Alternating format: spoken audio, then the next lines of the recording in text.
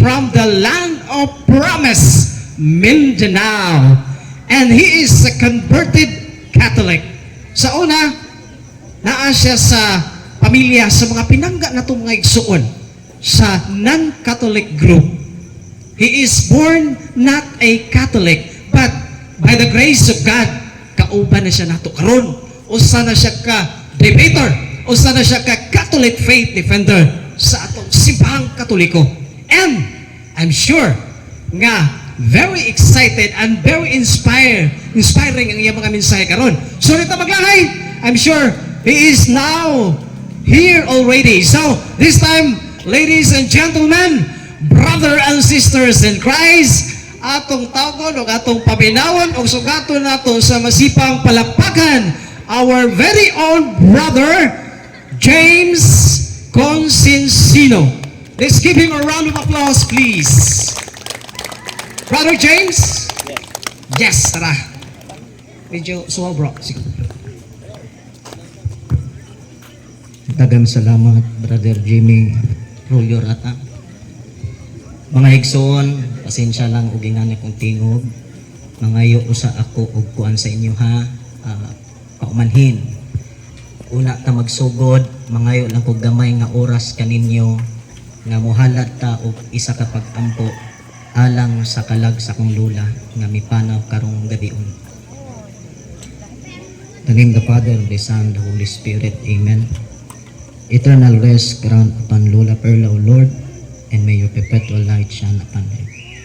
May she rest in peace. Amen. The Father, the Son, the Holy Spirit. Amen. Maayong gabi sa tanan. Maayong gabi sa tanan. God is good. And all the time. Nagsagol-sagol man inyong tinubagan. Ay isa siyempre, ang isa po all the time. Kusaman, one holy Catholic apostolic bata o basig katag-katag apostolic. Tinubagan na to. Nalipay ako nga bisan pa sa kasubo ni ining kagabi una. Ani agihapon gipadala ako sa Ginoo aron sa paghatag og mensahe kaninyo nga mga igsuon. Pero una ko magsugod, ako sang tagaan og pagtimbaya ang inyong presidente, si Brother Desiderio. Maayong gabi kanimo, sir.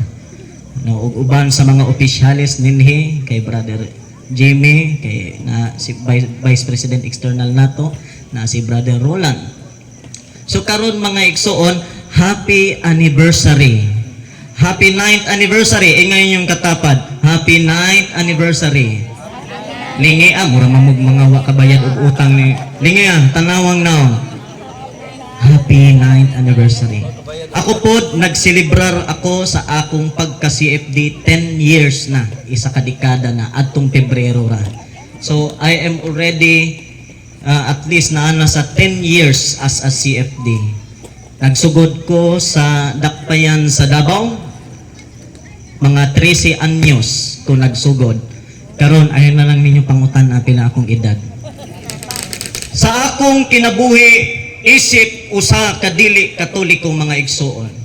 Kay sama sa gi-introduce sa atong kaigsunan, Brother Jimmy.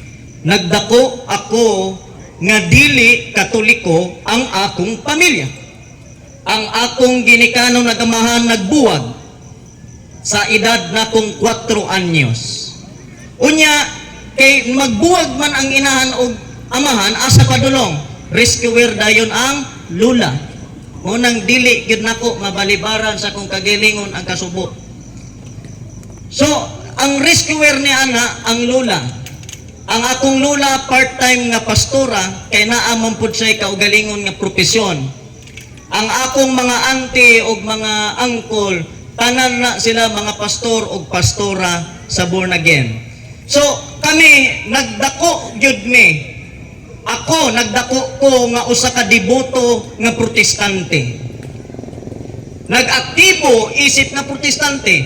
Sa bata pa mi, mga mag-edad kag mga 5, 6 anyos, naa na may ginatawag nga Bible School or Sunday Bible School. Nga pinaagi ni anang programa, kining mga bataa mabansay na sa maong pagbasa sa Biblia.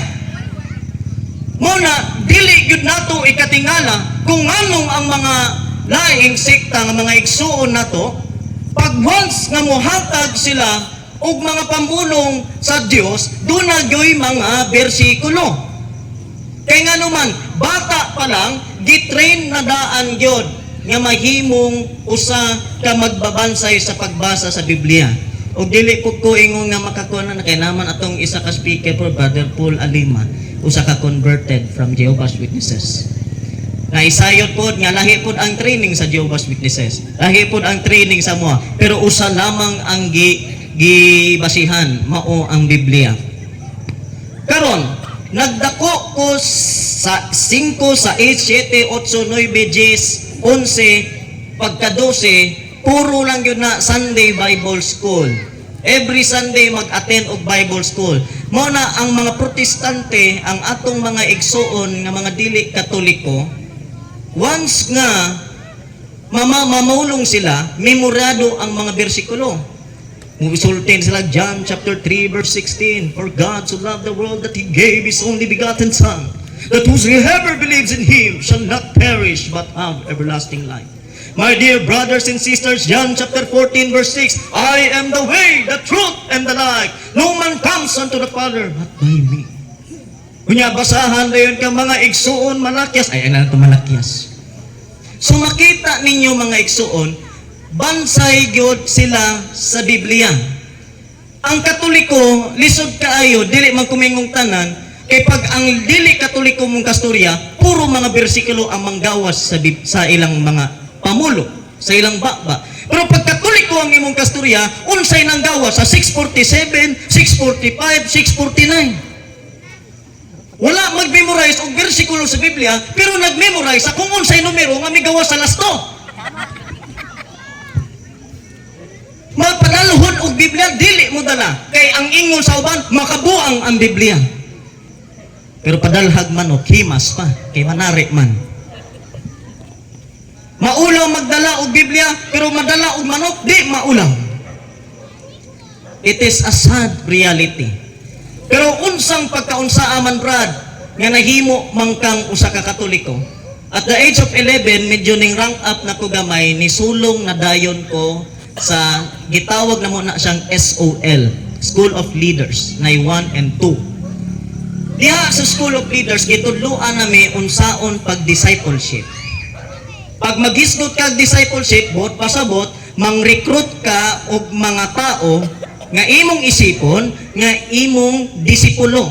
Kay G12 man me.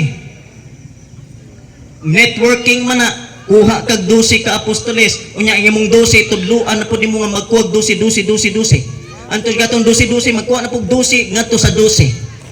Mo nang dili makatingad-an kung nganong paspas kaay pod sila mutubo kay naa may sistema nga ginasunod. So, karon unsang pagkaunsa man nga nihimo man kung Katoliko. Nakainomdom ko 11 ngadto sa 12 gitraining na gyud mi nga mag-evangelize. One-on-one, public preaching, mao na gyud ang among ginatrain ngadto sa kabatan-unan. Nakita usab sa akong pastor nga doon ako'y potential sa pagpamaba. Moto gitutok gyud nila ang training ngari sa kuha.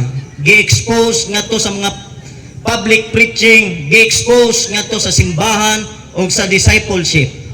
Hantod sa nakita na gyud sa pastor nga pwede na ni. Okay na ni. Nakahinumdom ko nga atong 12 anyos ko gipadala ko sa akong pastor sa usa ka plaza dito sa Davao City. Usa ni sa kailado nga lugar, mao ang San Pedro Plaza at bang sa San Pedro Cathedral sa Davao. Ako una pa mi ipadala, i-anoint man mi ni ana. I-anoint mi. Di jud ko kalimot sa pag-anoint sa kuha sa pastor. Mingon ang akong pastor, Brother James, una ka mulakaw ngadto sa kadalanan sa Davao. Ang Ginoo magauban kanimo. Ibukbok sa Ginoo ang iyang Espiritu Santo kanimo na kung unsa may mugawa sa imong baba, mudasok sa kasing-kasing sa matag tao og ikaw makadagit og daghang mga kalag. Ano ko, amen. Sa diha niingong ko, pastor, filled by the Holy Spirit nako. Pwede na ni. Sulong dayon kog plaza sa Davao.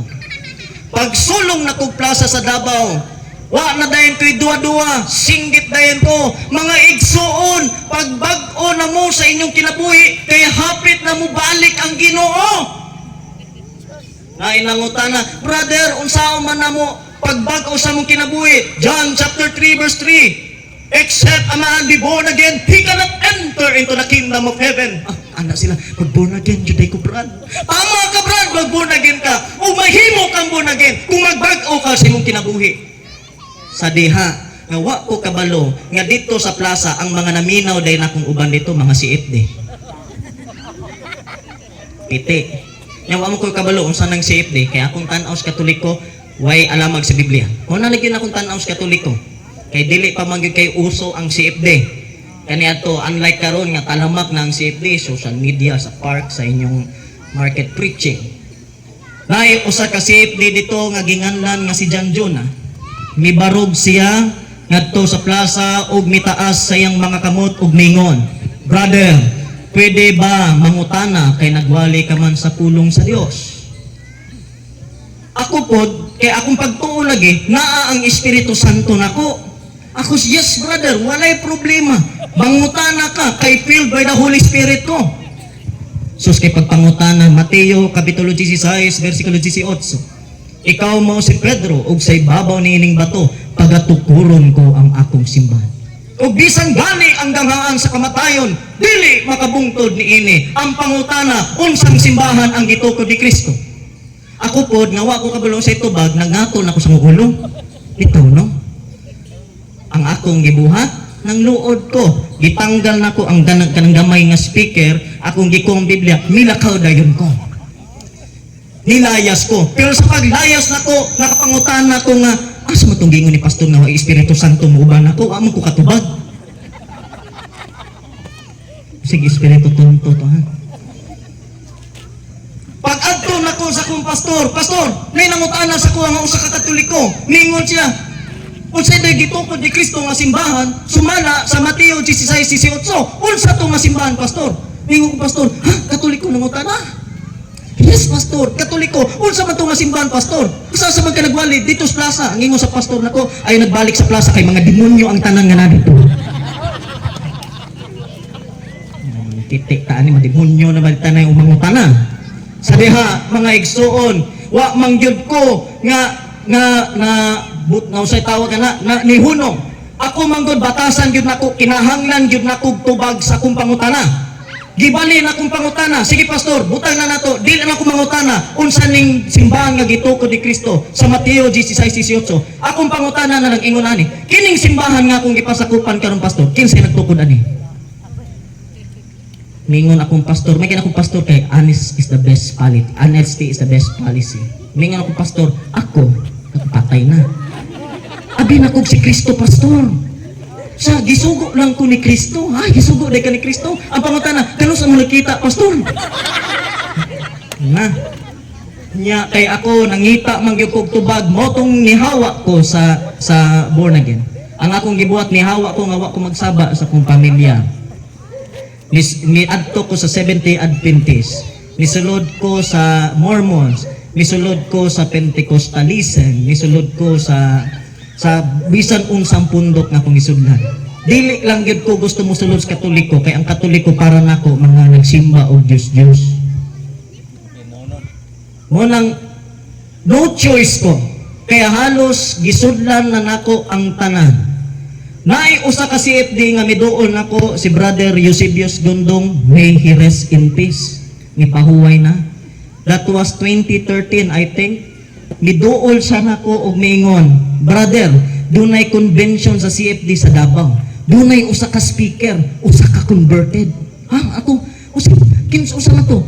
Gikan sa Jehovah's Witnesses. Wa ko kabalo nga katuday nga speaker si Brother Paul Alima. Miadto dayon ko kay naminaw ko dito.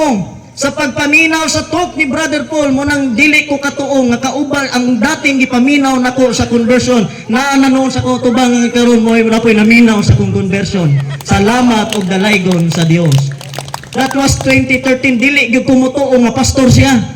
ko, bro, kanang inyong gibuhat ba modus operandi man na inyo lang gipalitan og Amerikana unya gipatangkil-tangkil lang ninyo cross aron inga murag pastor.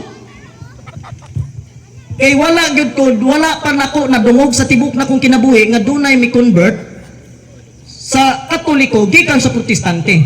Mo to akong gibuhat, gi-research nako ang kinabuhi ni Brad Paul, nakita nako sa YouTube, nakaingon ko nga usa gyud siya ka converted.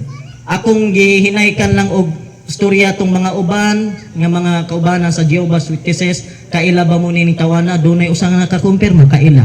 Ako ibot pasabot gikan gyud sa Jehovah. Akong gisubaybayan ang iyang kinabuhi kung unsa mo'y nakapatandog kaniya nga mubalik sa simbahang Katoliko. Moto akong gibuhat, akong gitagaan og chance ang simbahan nga akong tun-an. Gitun-an nako ang simbahan pinaagi sa City Library sa Davao. Gibasa nako ang mga kasaysayan ug referensya nga magpamatuod nga ang simbahang Katoliko mo'y gitukod sa tong Ginoong Kristo. Usa sa mga nabasa dito mao ang International Encyclopedia Volume 15 page 520.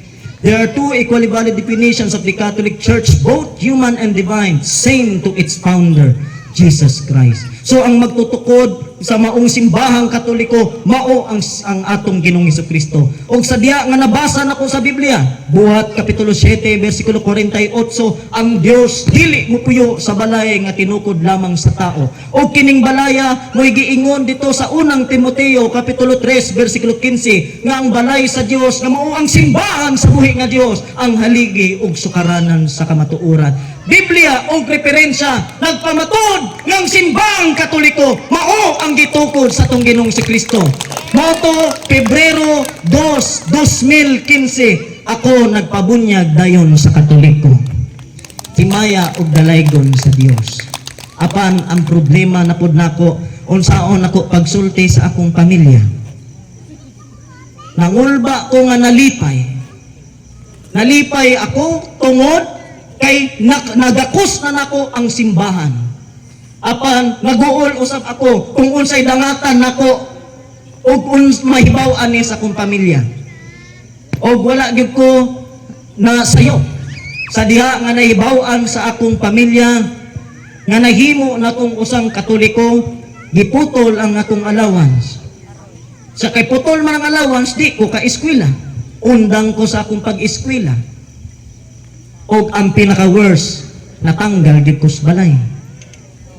Munang sulod sa duha ka tuig, nagpuyo lamang ko sa plaza.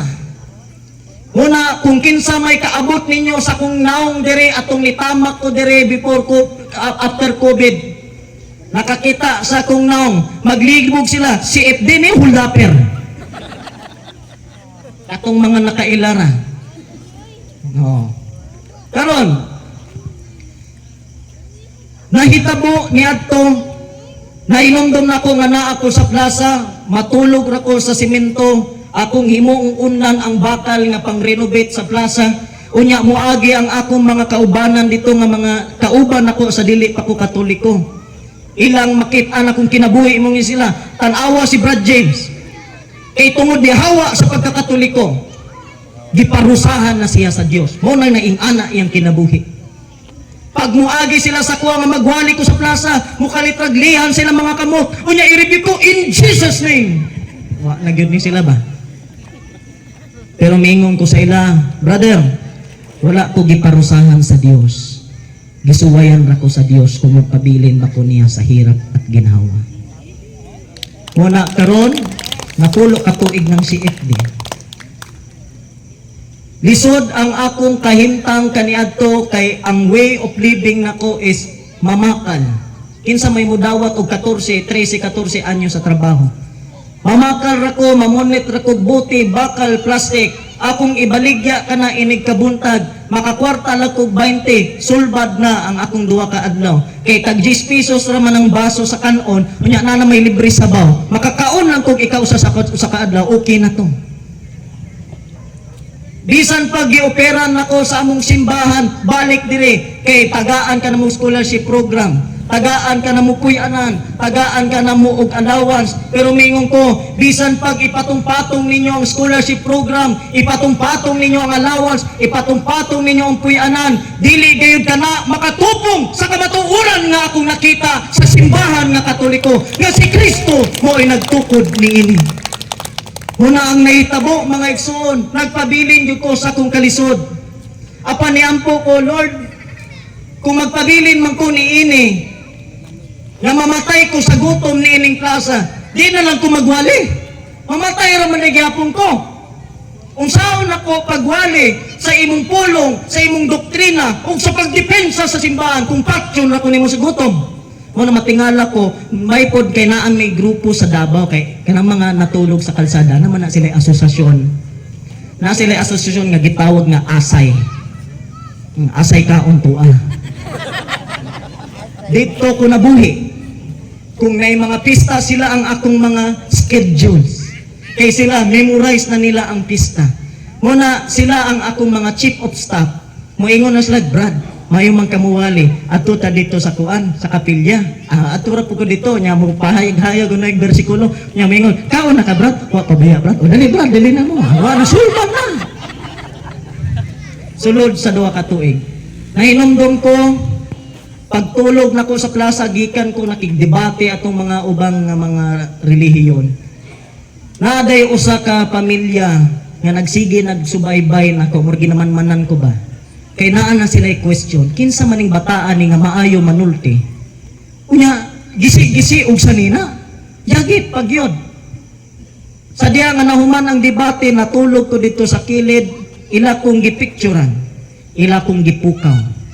Ning sila, brother, nganong naamang ka dili natulog? Moto, dito na hinay-hinay, na hinay-hinay nga nabangon ko kay kini sila nga magtiayon gi-adapt ko. So nakita nako nga daghan kayo ang sakripisyo nga giagian. Dunay panultihon nga a higher calling requires a higher sacrifice. Gusto kag taas nga pagtawag, kung naay pagtaas nga pagtawag sa imo sa Ginoo, kinahanglan nimo og taas nga sakripisyo. Pero for the 10 years nako sa CFD, naglibot-libot na lang aning tibok Pilipinas. Nangandoy gyud ko nga inaut-unta nga babalik nako ang akong pamilya sa simbahan. Una nga ako pagkadungog nako nga nakuan lula medyo wala gyud ko sa tono.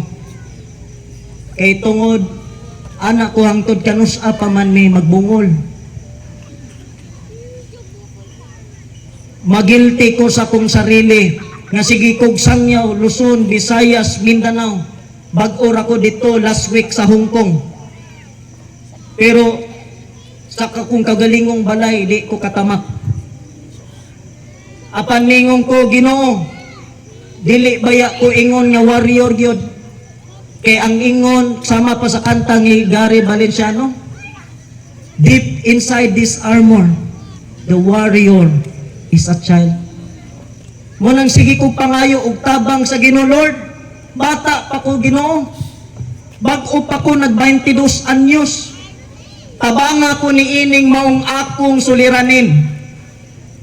Tabanga ko ni ining akong pagpangalagad kanimo. Nga bisan pa sa akong pag-inusara, makahaling kawas og mulahutay ako. Kay mo nay gingon sa Mateo 24 bersikulo 13. Ang mulahutay hangtod sa katapusan maluwas.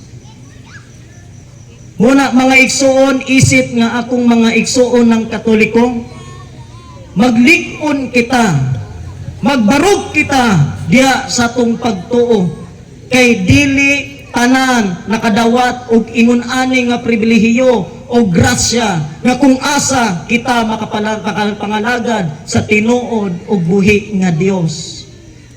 But do it with gentleness and respect.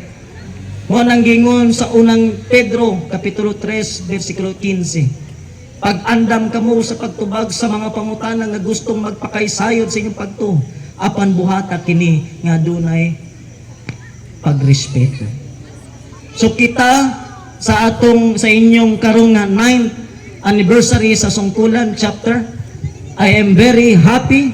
Nalipay ako nga nahimo akong part sa inyong selebrasyon nga bisan pag sa kalayo sa biyahe gikan pa Kustugigaraw pagtawag ni Bro Roland, anak ko muadto lagi ko diha nganuman dili ko makabalibad basta buhol ang moimbitar. Kay diri ko nagsugod og kamatngon sa kung unsaon gyud nato pag kinabuhi isip usa ka CFD. Munang nalipay ako nga nakauban tamo ni ining kamubok nga panahon. Unya mga igsoon iampo ko kay di man ako ni kayag ako ra. Iampo ko, iapel ko sa inyong pag-ampo nga hinaot unta nga ang Dios magahatag pa og grasya, magahatag pa og kadasig og kusog nga kung asa makapadayon ako ni ining maong ministriya. Muna, to God be all the glory, pro Deo et Ecclesia, for God and for the church. We are one CFD. Daghang salamat, mayong gabi kaninyong tanan.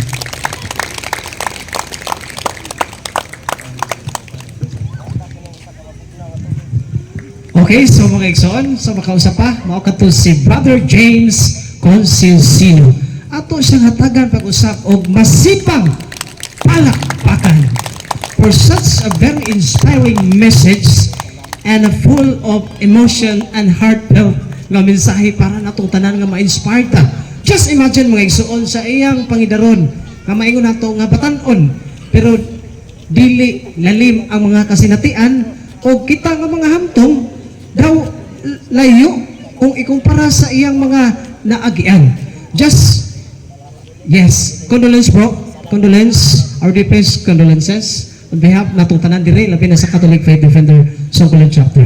So I hope kitang mga Katoliko, labi na kitang mga parents, mga papa and mama, nga siguro, just like James Consilsino, ato yung panikamutan nga mahimong lig-on sa atong pagtuong Katoliko or mahimong CFD. Patinanan yung Bible study diha sa atong parokya every Saturday 8 to 10 p.m. No, na po sa katedral every Friday 8 to 10 p.m. Or kung kalihukan sa atong kapilya, paatino nato nga atong mga anak. Dili kay sige lang nato makita kung unsay latest sa social media or sige lang TikTok di skillet, sige ikit-ikit. Kung dili tudloan nato sa mga maka-inspire nga mga panudlo sa atong simbahan, panudlo sa atong Ginoo, no? So amen.